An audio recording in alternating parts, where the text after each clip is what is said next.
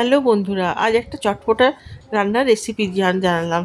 এটা সন্ধেবেলা স্ন্যাক্স হিসাবে খুবই ভালো লাগবে। কর্নগুলো ছোটো ছোটো করে কেটে তাতে নুন, হলুদ, soya sauce, green chilli sauce মেখে কিছুক্ষণ রেখে দিলাম।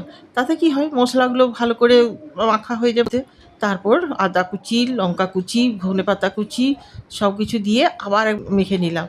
এরপরে কর্নফ্লাওয়ার দিয়ে 2 চামচ ভরে ভরে কর্নফ্লাওয়ার দিয়ে পুরো কোটিং করে নিলাম। তারপর কড়াইয়ে তেল গরম করে কর্নগুলো ছেড়ে দিলাম একটা একটা করে। তারপর ওইগুলোকে একদম মুচমুচে লাল লাল করে ভেজে ভেজে তুলে নিলাম। এইটা চায়ের সাথে, শুধু চায়ের সাথে খেতেও ভালো লাগবে। কিন্তু তাছাড়াও আরেকটা কি করা যায়, আদা কুচি, রসুন কুচি, ক্যাপসিকাম কুচি, লঙ্কা কুচি সব, আদা কুচি, রসুন কুচিগুলো ভালো করে ভেজে তার সঙ্গে কাঁচা লঙ্কা দিয়ে ভেজে নিতে হবে। তা কিছুক্ষণ ভাজার পরে ক্যাপসিকামগুলো দিতে হবে। ক্যাপসিকামগুলো হালকা একটু ভাজা হয়ে গেলে পরে সয়া সস, টমেটো সস, একটু চাট মশলা, একটু রেড চিলি সস এসব দিয়ে একটু ভালো করে ভাজা ভাজা করে নিতে হবে।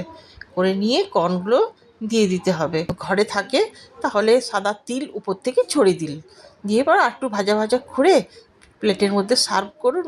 খেতে কিন্তু দারুণ ভালো লাগবে। আপনারাও বানিয়ে দেখতে পারেন। কমেন্ট করে জানাবেন কিন্তু খেতে কেমন লাগবে।